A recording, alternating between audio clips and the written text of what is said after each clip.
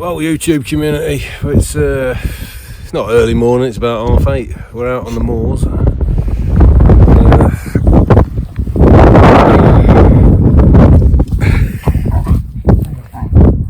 With the dogs. Yeah, a couple of questions for you. Want to know, and give me the answers in the comments down below. Would you like to see an update every week, or an update as and when I've got stuff to update on? Because, sorry, the dogs are bickering. I tend to only put updates up on projects when I've made a significant progress, but it's my definition of significant versus somebody else's. So I'm going to put a video together to get up to either tonight or tomorrow, within which this will be included. But what I want to know is, pause for thought. I'm just measuring up to get the hole centres between the spring hangers and the chassis bush, because if I measure up what I've got and then reproduce it with the new front end, everything should line up, assuming that what's on here is true. So what I've done is I've got a couple of bits of steel, drilled a hole for the mounting bolt there, and then on the end of this one I've just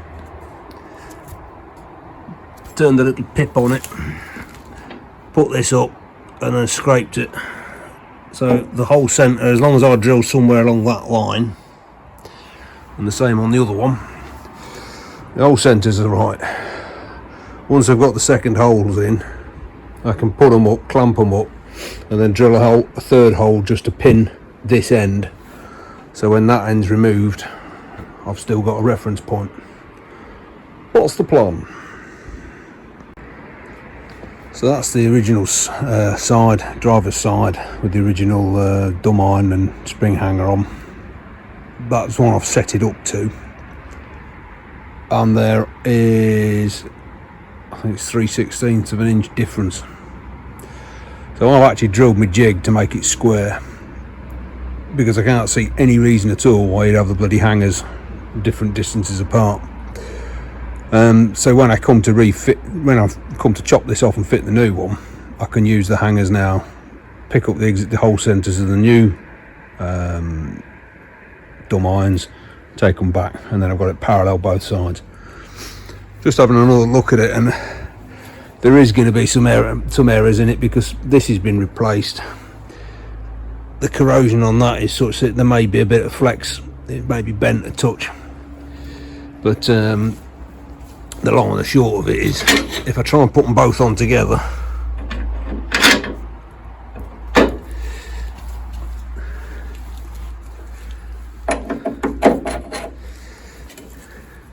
yeah, maybe you can see that. Yeah, it gets through with a good wallop, but why bother? And I could file it out, but then it'll be slack on the next time. So just looking over it, and the dumb iron, where the bump stops are, I'm assuming these are drain holes, and that one's been put on wrong way round, and both of those two have been put on wrong way round. Yeah, you live and learn. So I did a bit of reading up last night and got the dimension for the hole centres from the Haynes manual, and basically these hole centres are 879.3 millimetres apart. If I put a tape measure on it, which admittedly is probably not the most accurate method, so that's up to the edge of the hole there.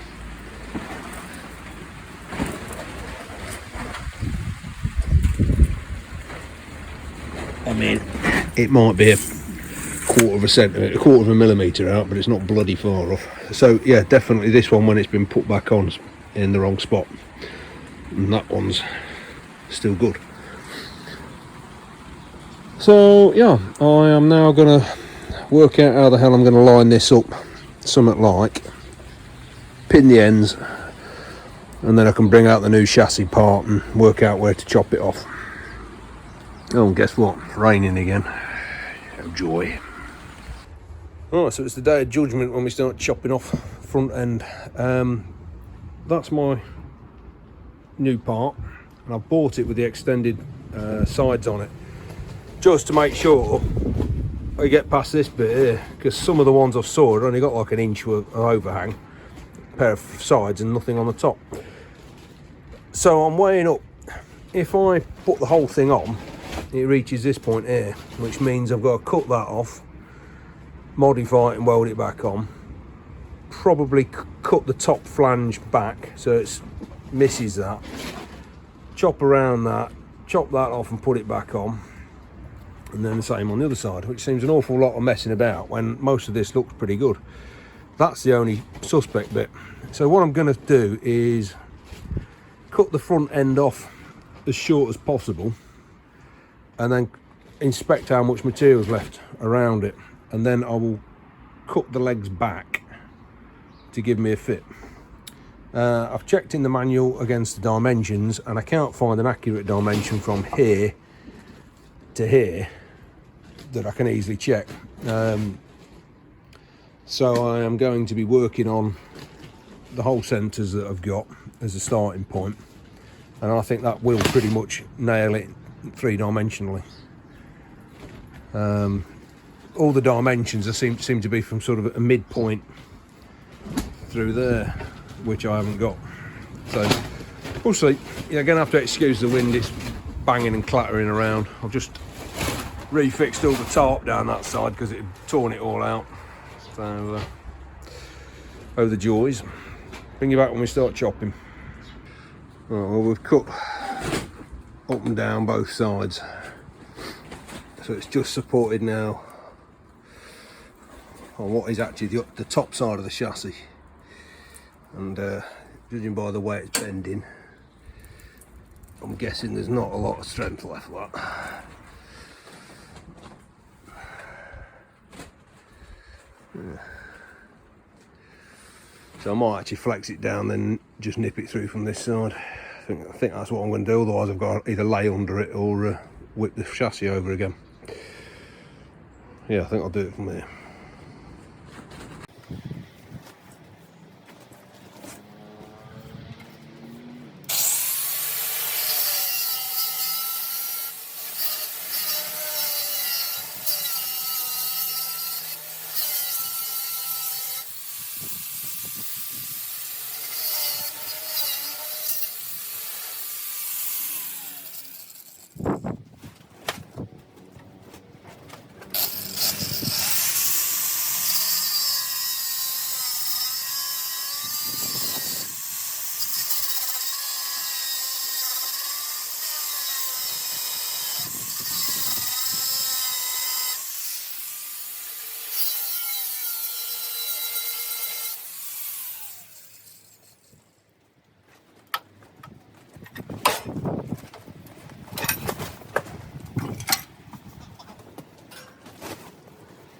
So just checking the new part against the original one, which has had a cap pull on the end, and the hole from measurement from there to the bottom of the hole is 1.5 inches, but on our new part it's 1.25 inches. If I compare it against that one, that's 1.25 inches. I can't see why it would be different on both sides. That one's been replaced, that's original. I think when I put the new one on, I'll match that one. Save us going down the road skew width.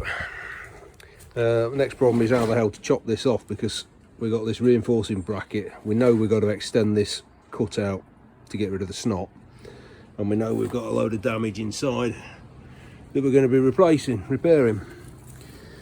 So I think I will nip it up the side here, knock this in and cut these off, and then I'll have to remake new ones because those aren't with the bracket replacement. It's Saturday, so we're allowed to use a grinder. So pretty much same routine, chop the webs out, slitting disc around, and then there ain't a lot holding that now.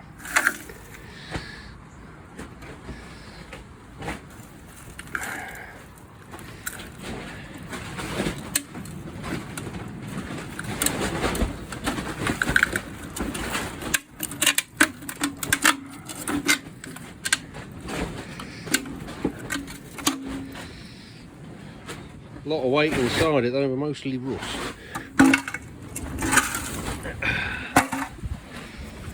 Right. It's quite a bit of clean up to do because of the couldn't get the angle in to slit it flush, but that shouldn't be a problem. And I've got to take material off around here anyway. Patch it. Well, I think other than cleaning up this, I think that's most of the chopping out done. It's all clean up now and then start putting bits back in. Well, it's raining again. And as it's wet everywhere, I thought I'd have a way up with regard to flushing the chassis out. So I dropped the front end down and I've got a good access hole there. That's not really in the right place, but I have got a snake that will get up to about here.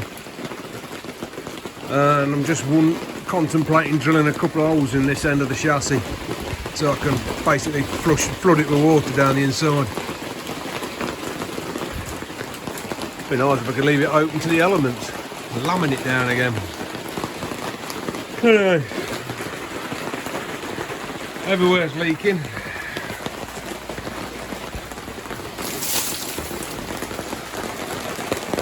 Marvellous. Oh, the joy. Sunday morning walk. When we get back, we're going to be flushing the chassis out. It's the first dry day we've had for a few. That's where I live, just down there.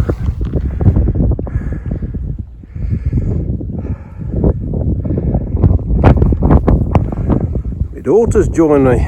Say hello, Emily. Hi.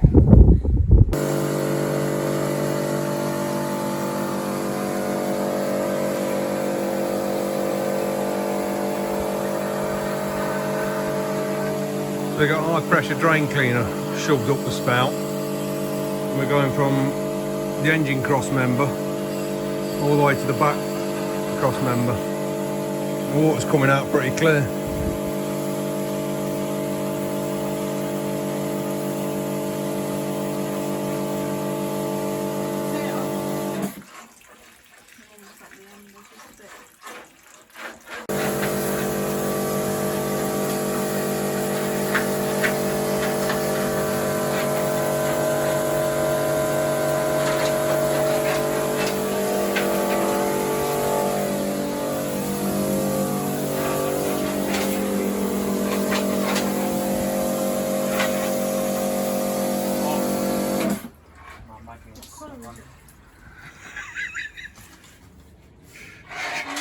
Got his tool wedged. What colour is it?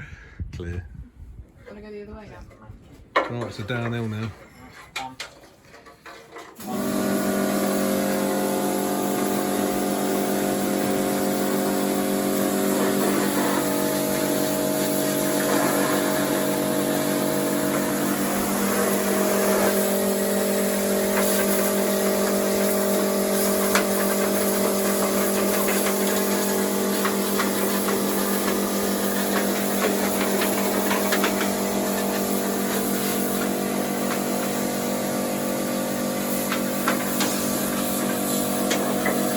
Stood on its nose at about 60 degrees for 20 minutes, drained out the worst of the water.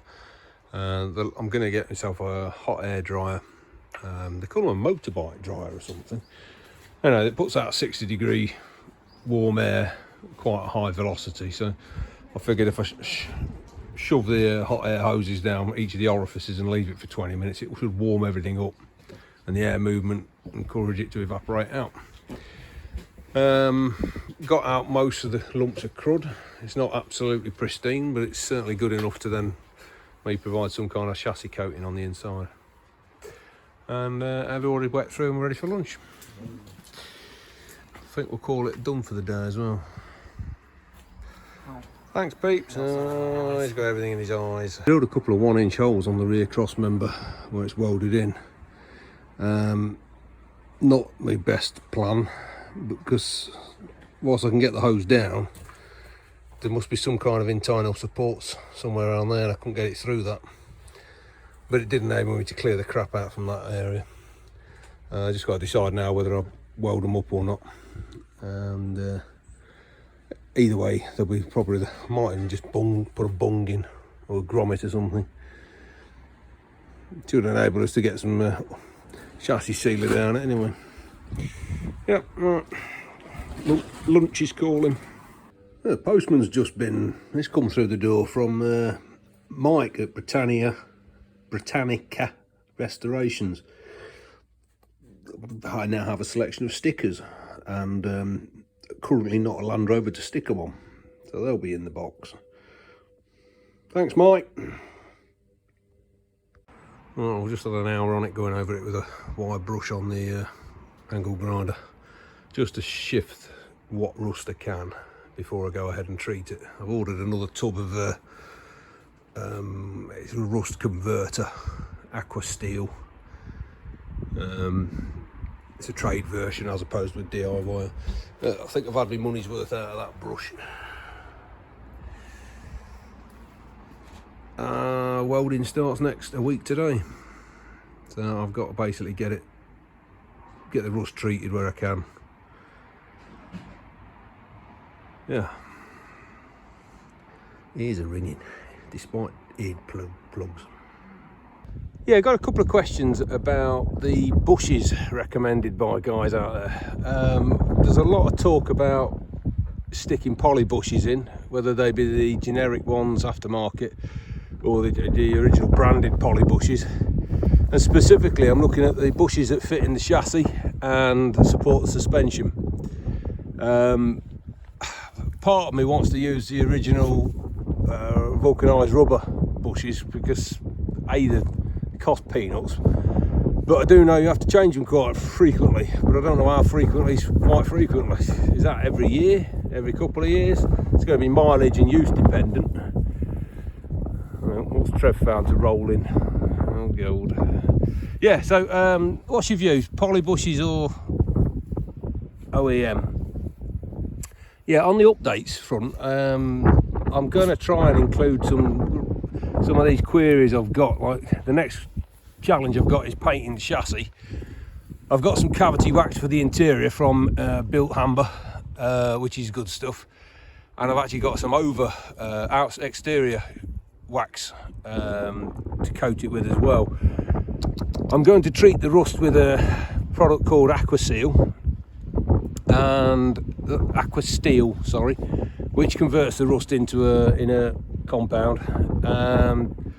Only because it's a generic one. I understand the chemistry of it, so I don't need to buy a branded one, and it's about half that price.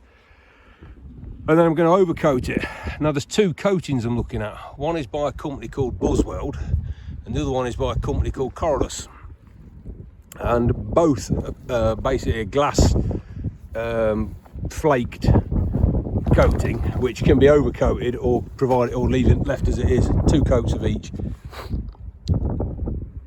I've heard a lot of good things about both. I am erring towards the Corylus, simply on the basis of it's more readily available in the quantity that I want, and it's got quite a long history of use. Whereas the Buzzweld one, I've heard a lot of good things about, but I'm struggling to find it in the quantity I want. Answers below.